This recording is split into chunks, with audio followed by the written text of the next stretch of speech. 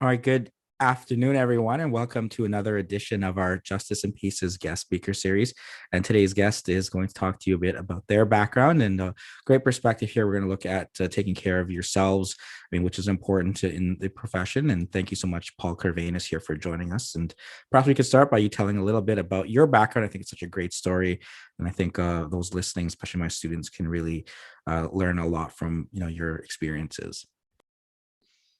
Okay.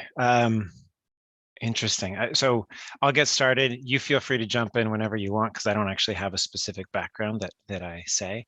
I went to law school a while ago now. I did computer science first, went to law school. Law school was my second choice, mostly because I never knew what my first choice was. And so I ended up law school, ended up at a big firm, and switched to in-house, switched to public sector in-house, and here I am now.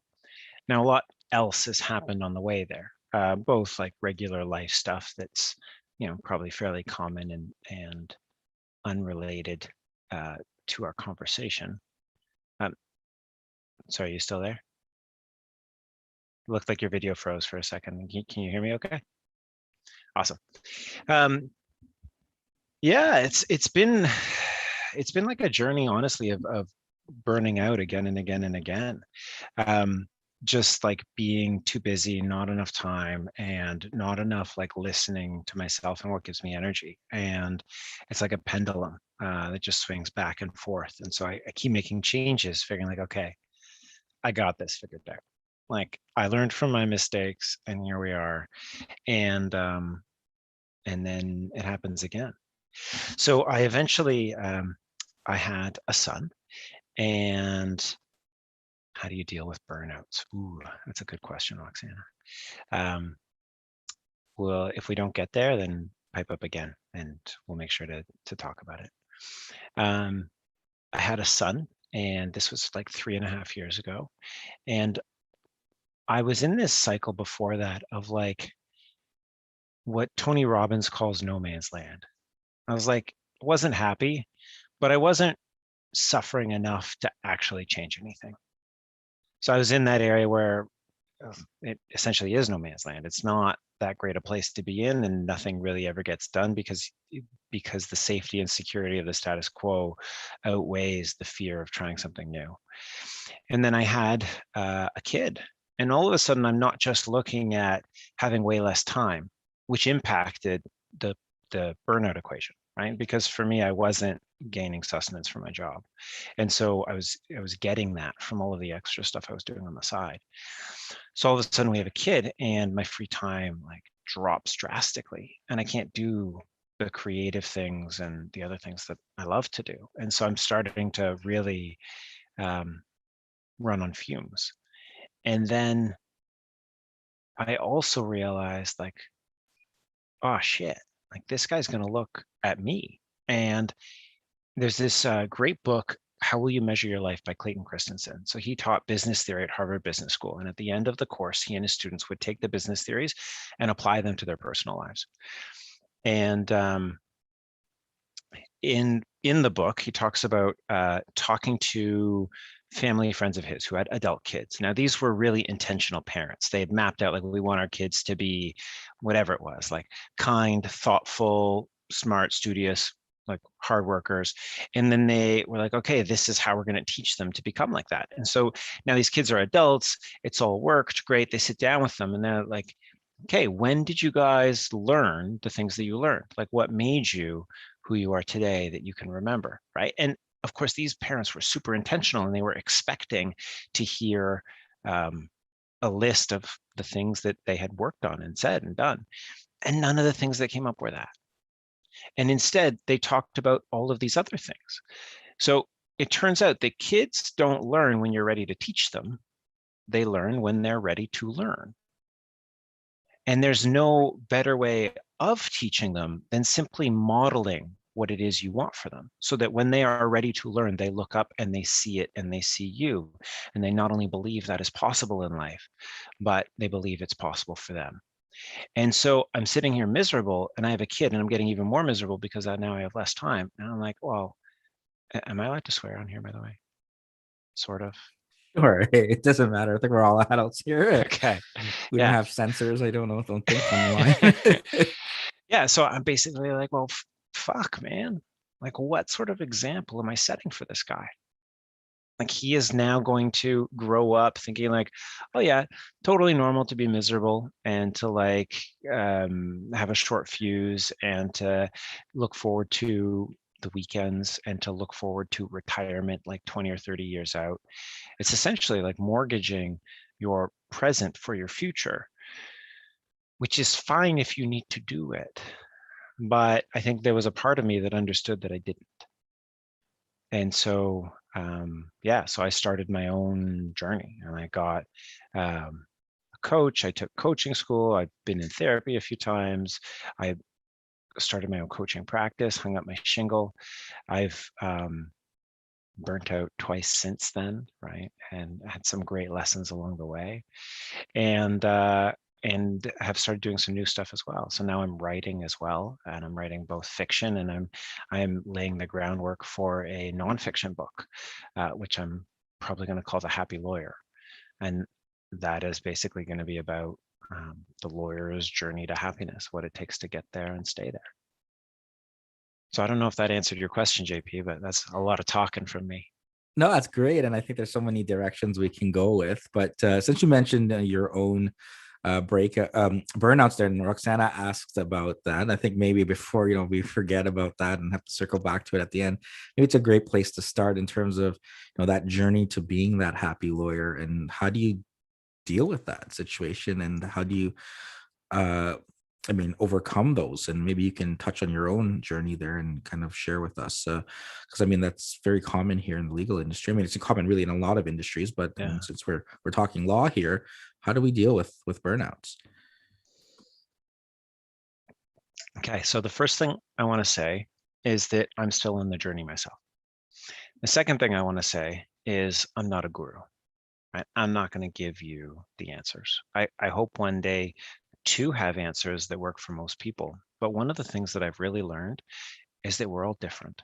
And what works for JP may not work for Bryce, may not work for Roxana. Right. And so, and this includes how you deal with burnout. Right. Um, so, so I can tell you certainly what I've been noticing works for me. Right. And I'd be happy to. And hopefully it would also work for you. It may just be a piece of the puzzle. And I'm looking at the logo behind JP there with the puzzle pieces, like it could just be one, and you could still need one more. And you honestly could have six inside of you, of which you're only aware of three. So we all have our own unique journey. And it's about, I think, intentionally trying to walk on it instead of just floating through life like a leaf on the stream. Which, don't get me wrong, I think there are times to do that, or at least times to incorporate some of that in your life. But at the same time, I think we need to be deliberately choosing to do it in those moments instead of just, going in, clocking out, going home, watching TV, going to sleep, wash, rinse, repeat. Like you do that forever, and then what? I don't know. I think in a way, it's easy to do, but it's also in a way, if there is a problem, it's just kicking the problem down the road. So how I deal with it is,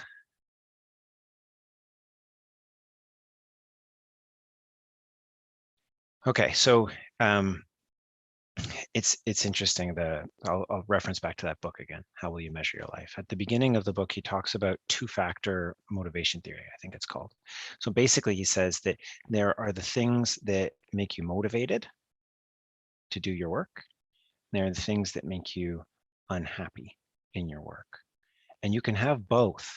It's a two variable equation. It's not like you either love your work or you hate it. You can both love it and hate it at the same time, right? And what he says is whatever motivates you will always motivate you, whether it is working with people, whether it is working on complex things, whether it's making a difference. This stuff will always motivate you no matter what job you're in. The other stuff, the stuff that make you hate your work, are actually much more job specific. How's your commute? How does your boss micromanage you or not?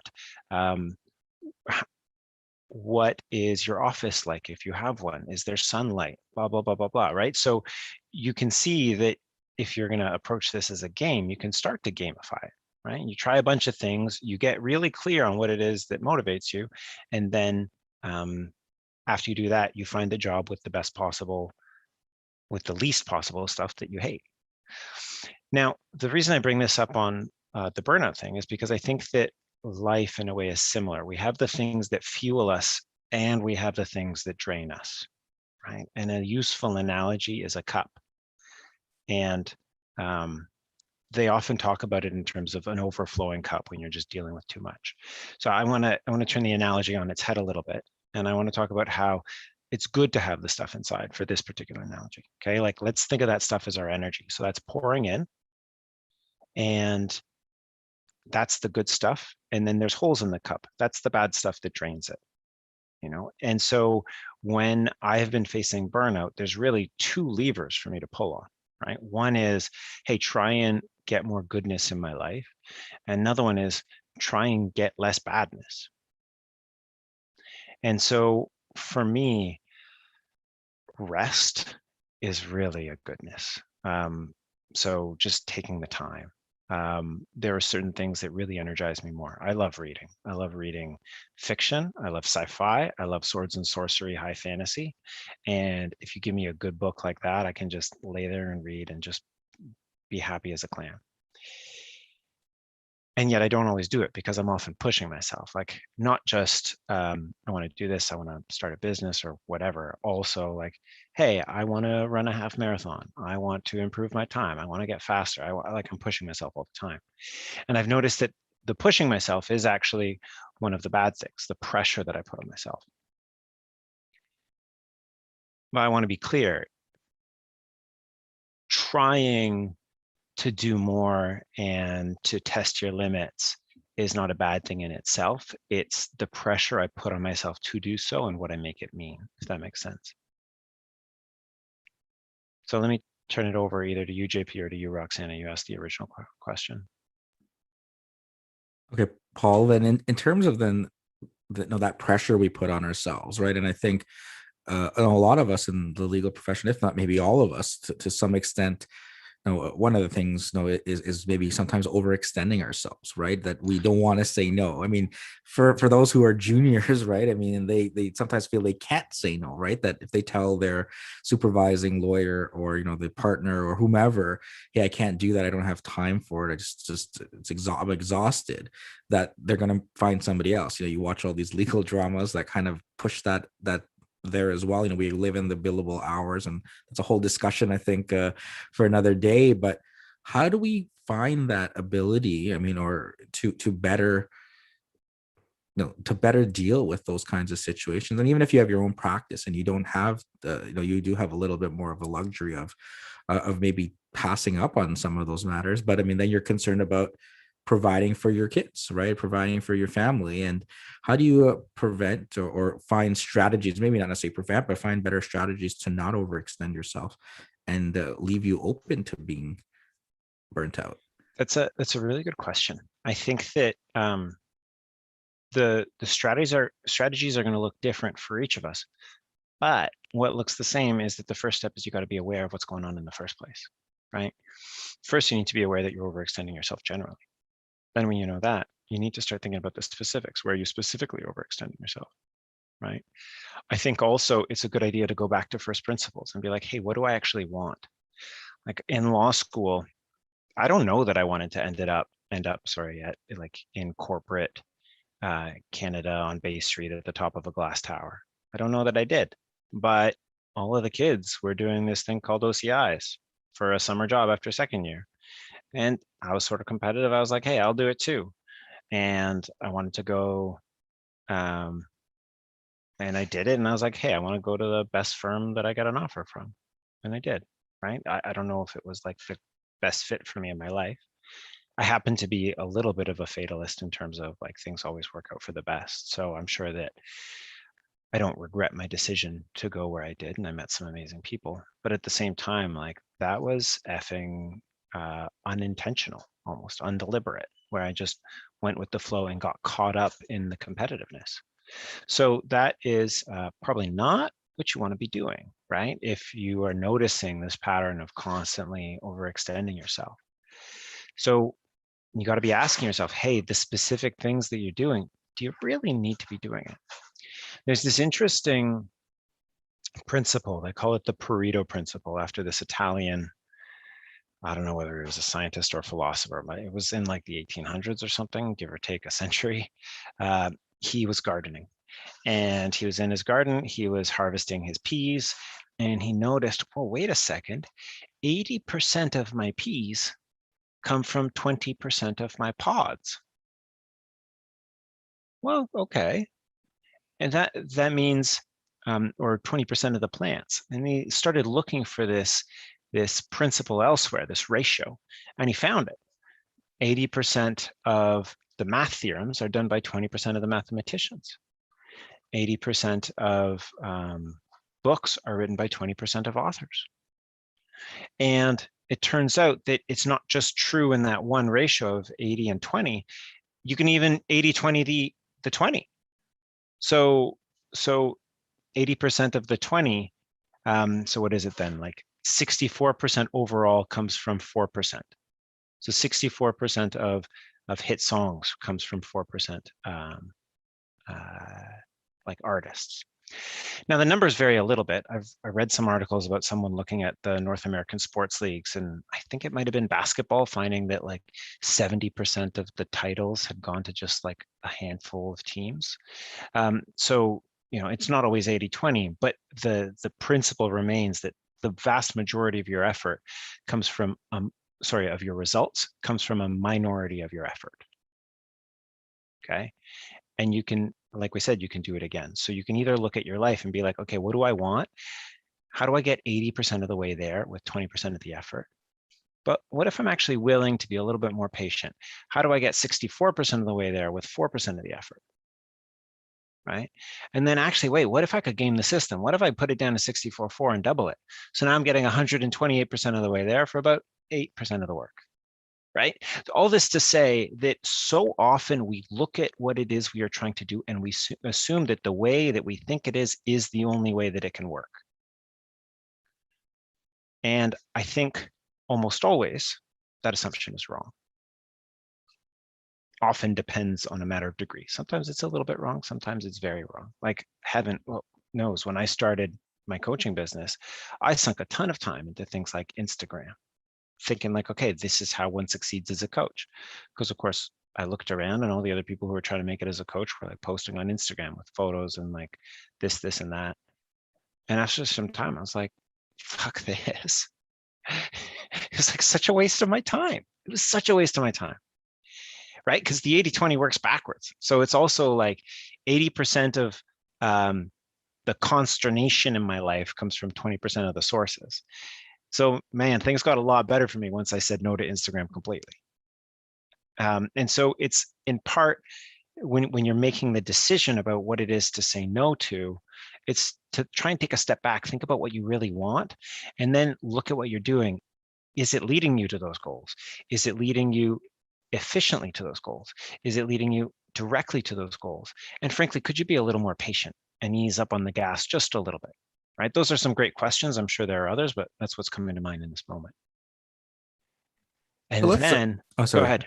Oh, I was just going to ask you about the coaching there. I mean, to kind of elaborate on that, like, um, what are the sort of things that you discuss there in terms of some of the issues that are brought to you? I mean, obviously, I know you can't go into specifics, but how do you help others kind of go through some of those same journeys that you've gone through?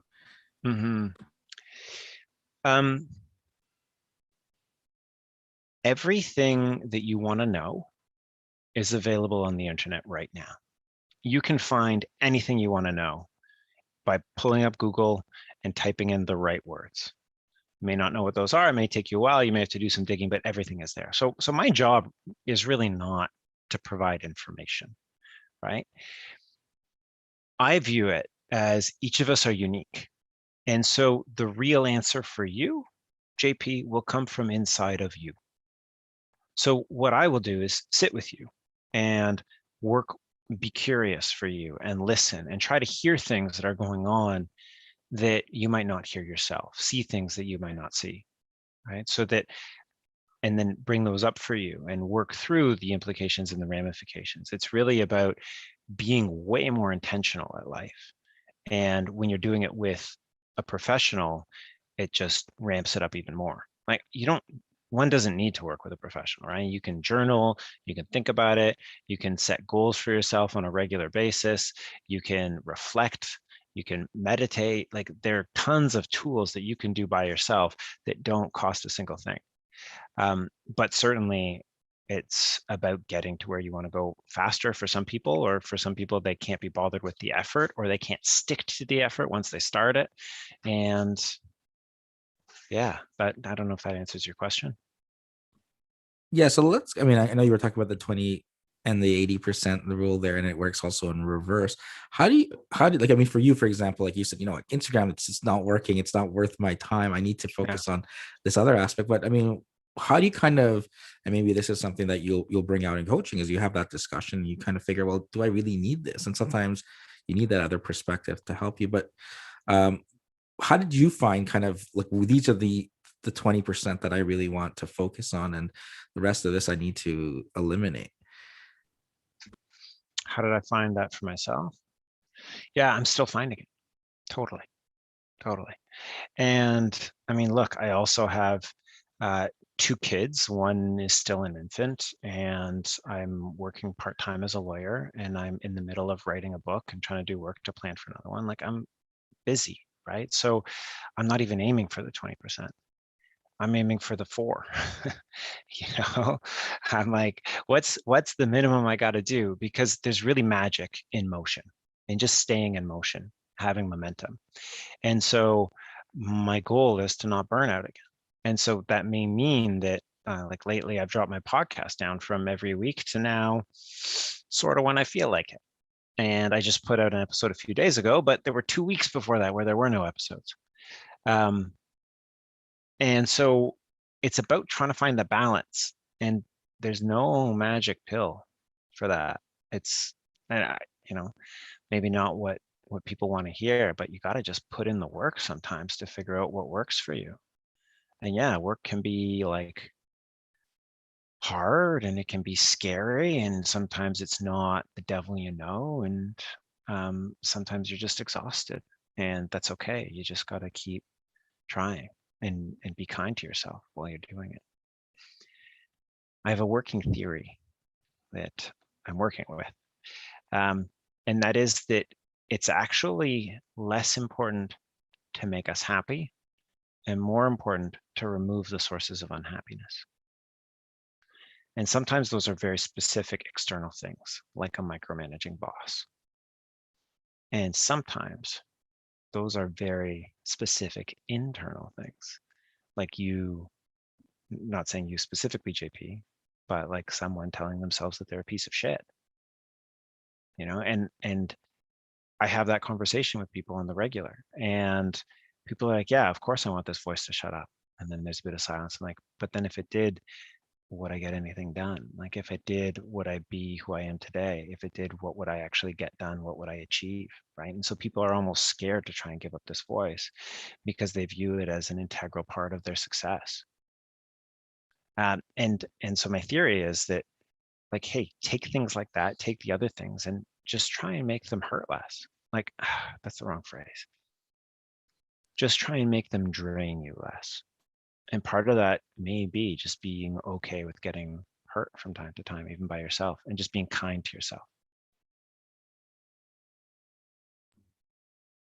Now, Paul, one of the other things, certainly, even admitting, we were talking at the outset there, admitting that you kind of have to deal with these things, that you have these issues, was difficult and probably still very difficult for lawyers. Now, we're kind of in a profession where, acknowledging, you're going through anxiety and depression, and you're dealing with your, bringing up your mental health. Some people saw that, and certainly, I think we're doing a better job today than we may have been doing, years ago. But that, that was kind of weak. You have to be this lawyer. You need to be able to do everything, and Mm-hmm. acknowledging that makes you, uncapable, no, incapable of being able to get through everything and succeed. I mean, what are your thoughts, kind of, especially? I mean, obviously, given your experiences in corporate law, there of sort of that outlook that sometimes is held in the legal profession. So I don't have the answer, but I have an answer. I think that, and first I want to say, like, I get it. Okay. Like, I've lived with the mask on. I've worked with a mask on. I put it on in the morning. I go to work. I get home, take it off. And as the years go by, this mask gets smaller and smaller and more transparent. But man, it's still there even today. It's still there even today. So it's not, um, the pressure to feel like we need to look a certain way, fit in a certain way, like perform, be seen to perform, man, it still exists. Even for the most, like, um, I don't know. Anyway, personally woke among us, right? Not the right term, but you know what I mean. Um, so what I have found works for me is to find the people with whom I can take that mask off and take it off with them. Right. So if you or someone is struggling with something, find someone you can talk to. Okay. Now it can be a therapist. I think, the Law Society has a great member assistance program for lawyers and paralegals. You can call, they'll hook you up with someone. And, but it doesn't need to be. It could be a friend. It could be, a family member. It could be a coach, right? It could be anybody. But find ways to take off the mask and and remember who you are underneath. Because I've also had that conversation with some people where they're like, "Fuck, man, I've been this way for so long. I don't even remember who the real me is anymore," which is sort of sad, right? And it is sad, and yet it's also can be a great turning point, right? Because if they're finally in a spot where things are bad enough they're willing to make a difference, then they're out of no man's land. And then they can actually, like, put that effort in and be who they want to be. And if they've forgotten who they are, well, great. The journey of rediscovering who you are can be wonderful, right? It's a journey that you get to go on.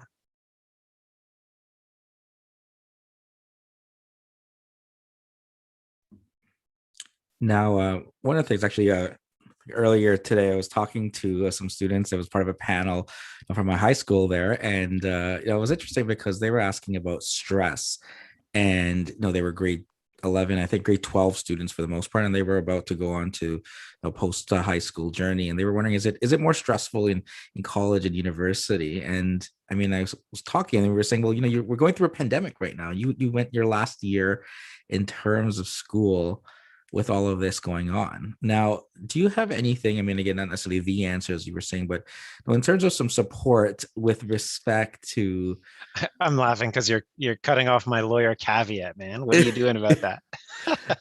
um but in terms of kind of what we're dealing with right now, I mean, there's so much. I mean, I know, we're getting double, our second doses, and we're hoping that this is, the light at the end of the tunnel.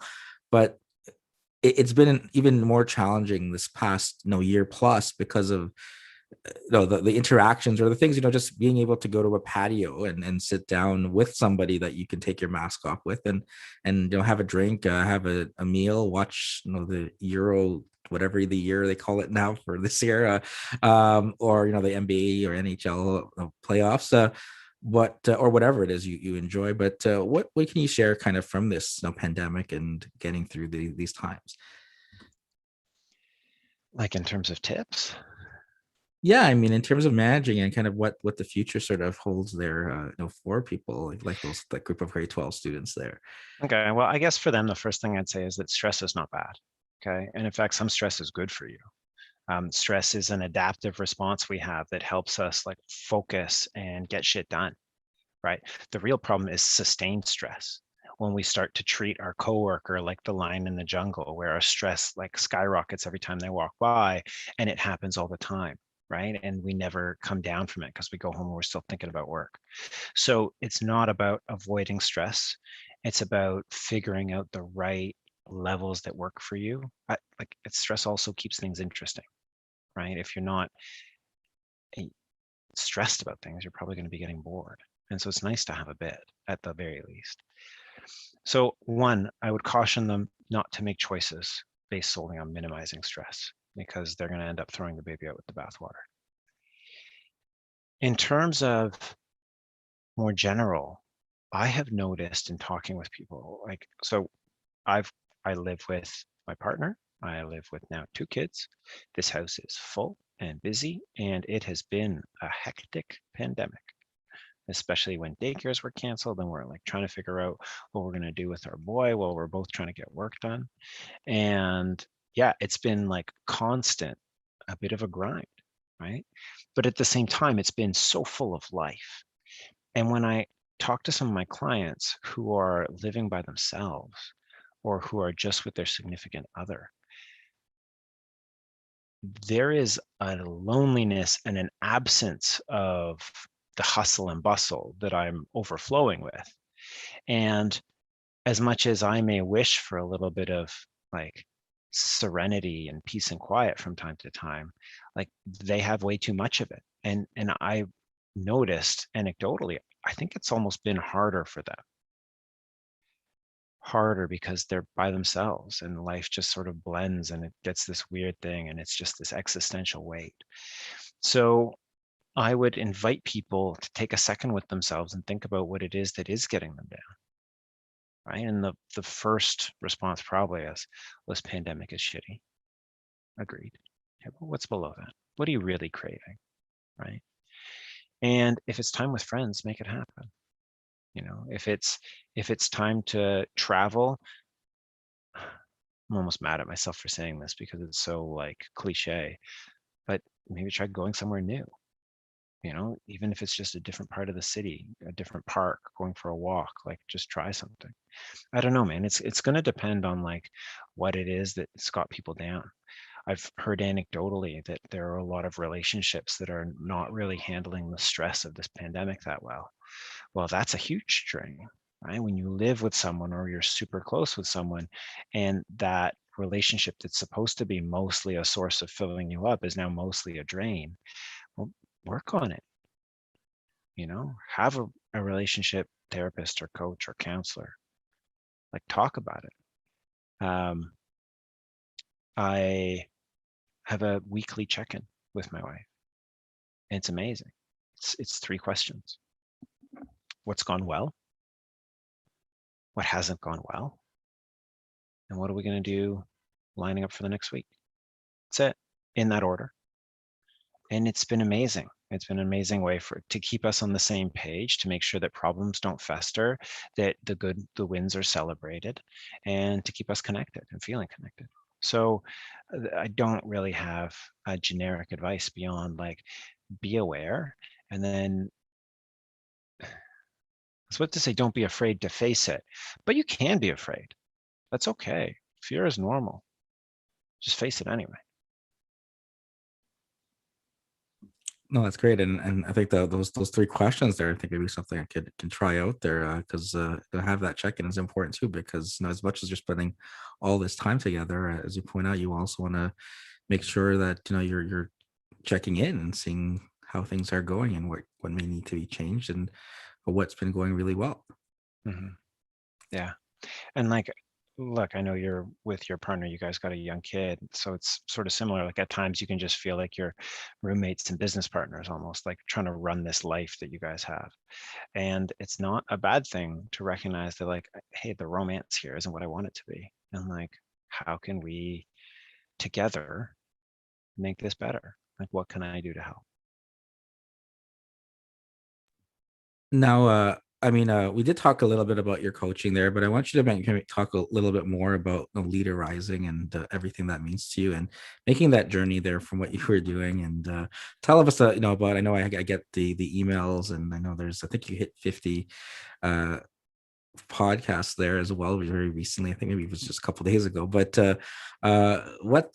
No, I know certainly, like you said, finding the time where it works for you. But tell us more about all of the things that you're doing and how that's kind of opened the things that you love to do and being able to do it and share with everyone. Yeah, thanks for the question, man. It's funny. Like I had originally launched my coaching under Karvanis coaching, like just under my own name. And I had decided I was going to start a podcast. I was so impressed with Esther Perel and her podcast, Where Should We Begin? And I thought, man, I want to do the same thing, but for coaching. And instead of just like coaching people for these one-off sessions and then making a podcast about it, I want to follow them over time so that people can see the transition. And part of it was self-serving. I had had people ask me what coaching is, and I was like, much easier to show than tell. How about I like create something that I can just like send to them instead? Um, and then part of it was not self-serving. I wanted people to witness other people's transformation and know that like if they can do it, I can do it too, because we're all capable of it. And so I was thinking like, what do I want to call this podcast? I was like, oh, I know, I'll call it Leader Rising. And then the next thing I knew, the URL was somehow free. I think that someone else had it and let it lapse because anyway, for other reasons. And after a bit of time, I noticed that those episodes where I was coaching just took too much work for me to produce. If I was going to keep creating them, I wasn't going to be doing the podcast anymore. So in one of those times where I was assessing what's going on and what I can and cannot give, I was like, I need to stop these episodes. And so I just started talking. So it's pretty much been a solo show. At some point, I'll have someone else on, I'm sure, but right now it's been a solo show for probably about 40 episodes now. And it's funny because Leader Rising, while I originally intended it to be about them, is really about me, right? And so like the podcast in particular is about the things that I'm working on, the things that I'm learning, the things that I'm thinking might help. And yeah, it's about me rising in who I am and just becoming more authentic, getting out of my own way and accepting who I am. So this calls back to one of your early questions. We were talking about 80-20. You're like, how do you find the 20? It's a great question. I still don't know the answer. One thing I've been working towards, though, is trying to be more me, trying to remove some of that mask, remove some of the filters I put over my mouth, and try to be more me always. And I think that's a big part of my 20. It's like it's less important the specific things I'm doing and more important just trying to show up in that energy all the time of who I am, of actually living the life I want to be living instead of just waiting for later. And so as part of this, I also do coaching, personal one-to-one coaching, and I also have a mastermind for male lawyers who are about, I'd say 8 to 15 years out from law school. And that one's by invite only, just because it's amazing to watch the relationship form among the members of the group and just like the intimacy that's created and the connection and stuff. So yeah, it's great to have these different things going on and to be able to just be with people as they grow and change and deal with the hard shit and the good shit. Yeah, that's great. And I know we were talking earlier at the beginning about, I think you're calling the working title the happy lawyer, right? And you're getting a lot on that end as well. So maybe you can tell kind of where that came about and sort of what you're hoping. And it's still obviously in progress there, but some insight there as to what was going to help make the happy lawyer. Or is that, so some people might even be, the critics will tell you, like kind of an oxymoron sometimes there, Paul, but what do you have to say for that? The critics will say that. I've met happy lawyers, so I know that the critics are wrong. Maybe not a lot, maybe not as many as I would like to have met, but they exist and they love their work and they love their life, and it's awesome. How did it come about? I have started writing. One of the other things I've been doing that I actually didn't mention is I put on a becoming a writer workshop, and it's still ongoing. It was a 6-month workshop, and it's weekly, and it's writing, like we're writing a book. And so I've really I identify now as a writer. I'm in the middle of writing a swords and sorcery fan fiction set in the universe of some game I like to play. And I'm like 56,000 words in, which is about, I think, 200-ish pages, like a lot, right? And I realized like I like to write and I also like to talk with people. And so writing a book about the transformation is an amazing idea because one, I'll get to talk with people, I'll get to connect. Two, I'll get to learn. I love learning. And as I'm learning, I'm also becoming even more of an expert. And so it's really about all three of those things. Um, and the plan is to do a whole bunch of interviews. I don't know how many yet, maybe 50, maybe 100, and maybe more. Pull out the common themes like, oh man, the people who are doing really well have this in common. The people who are not doing really well have this in common. And let's create a protocol, a transformation, ideally one that we can try and do in 3 months. And then I'm going to try and get a group together and let's field test it and battle test it. And we'll get out the other side and be like, okay, what worked, what didn't, let's iterate, let's do it again. And so I don't want this book to be about interviews that I do. I want this book to be about the real process, real stories, real people, because that shit's interesting, man. Like no one, I find that most of the time, no one cares what I have to say unless I'm telling a story. There's a reason that Jesus taught in parables, and the emails that you always click are the ones that have the most interesting stuff in it. That's great. I think you not too long ago had a post similar to that about love what you I mean love what you do Oh and never yeah. work a day in your life. And I think that just kind of harkens back to that, right? About the happy lawyer as we were just talking. So, and I think again definitely very interesting about the journey there. So maybe we can talk more about loving what you do and you don't feel like you're working a day in your life. Yeah. So I don't know about you, but I was raised on that statement and I believed it. I'm like, this is the holy grail, right? I don't really want to work. I'll find something I love to do and then I won't be working, right? Turns out it's much easier said than done. And I think a lot of people will tell you that it's impossible. You can't love anything that much. And that may be true on like the mathematical level of whether you will 100% of the time feel like you're not working. Probably not true, right? I think that most things probably have some level of stuff that you don't like about it. But at the same time, it's a spectrum, right? And we can probably get more on the spectrum than we are right now. But then I realized actually it's not just one spectrum, right? There's, do you love what you do? Do you hate what you do? And then there's, do you want to love what you do or do you not care? And so people who don't care, it really doesn't matter where they're on the spectrum. And people who care, it's cool as long as they're on this side.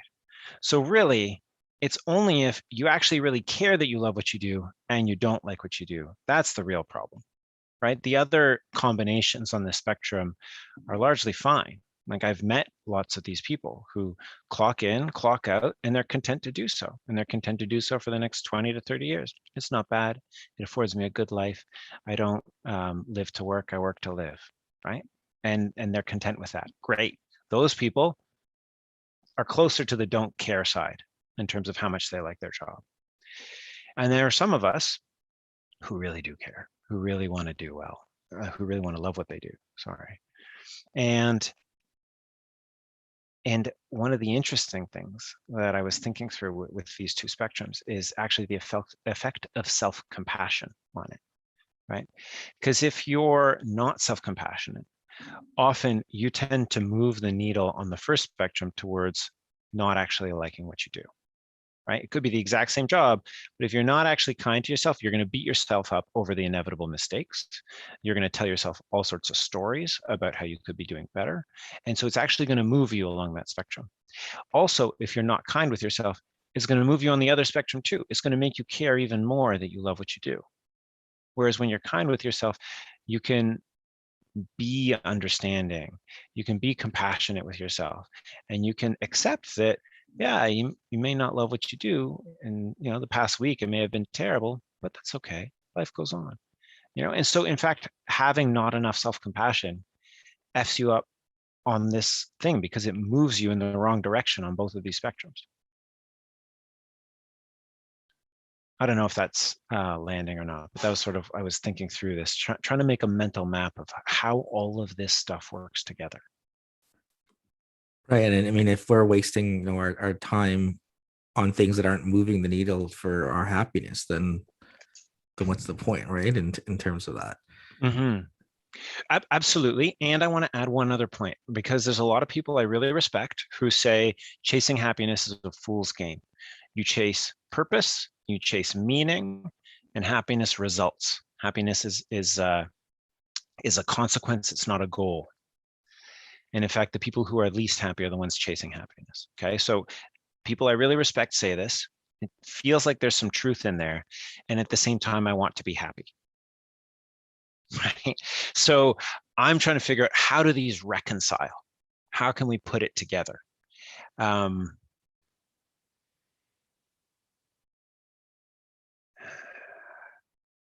and the closest, and so where I'm at is what I was talking about earlier, where, hey, maybe the key to happiness isn't about adding more happy, it's about taking away more unhappy, right? And in a way that could free you up to be chasing meaning and purpose. I've tried just chasing meaning and purpose, and that was the cause of one of my burnouts, right? This is why I was saying, like, each time I burn out, I'm learning something new, learning something really important. So I don't think that this is enough. But at the same time, I believe them that chasing happiness isn't enough either. So what's the magic? And my working theory, like I said, is to remove the unhappy. And the next part is, I think, really the key, is to focus on the process. You don't focus on like building the life you're going to love in 20 years. You're building the day you're going to love, the life you're going to love day in and day out, because you are actually living the days. The life 20 years from now is just a point. In between now and then, there are thousands and thousands and thousands of actual days that you will live. And if you are just waiting for 20 years from now, then what the fuck are you doing? Right? So, yeah. So anyway, so that's my current working theory, is that it's a combination of removing the unhappy and actually building the life that you want to live day in and day out. And focusing less on the long-term goals and more on this process, on putting the good shit in that day. The stuff that is not just going to make you feel good and content, but it's also going to push you and grow you and cause you to learn and help you make a difference and help you move the needle day in and day out. Because consistency beats talent every single time. I'm told. I'm still working on it myself. Yeah, I guess you can ask the teams that are still left in the playoffs there. Yeah. All right, Paul. So thank you so much for joining us again. Really, always a pleasure listening to you. And I remember even just talking to you not that long ago. It was always a great conversation. And I think certainly your clients really benefit from everything that you have to say. And we're certainly very grateful and appreciative of you taking the time here and sharing with us as well. I was wondering if you could leave us with any final words, of wisdom here for students. I mean, looking back, I mean, you've had the journey. We've all had journeys there from, you know, high school or college or law school to the point where we are today. And obviously we're still continuing to learn, and anything kind of looking into getting in this future, for future legal careers and kind of navigating the challenges there. And again, obviously, as I think we've come up, there's no such thing as just very generic advice, because everyone's different, but anything that you can impart that maybe connect with someone listening. Yeah. It's funny, I wasn't even going to give the caveat there. I was thinking of generic advice, and I think I got it. Um, there's there's this expression, I think it's an old Chinese proverb. It's like, when you really want shade, when's the best time to have planted a tree? Well, 15 years ago. But when's the second best time? Right now, right? So know that it's never too early to start trying to be intentional in your life and in building the life, in being the person you want to be.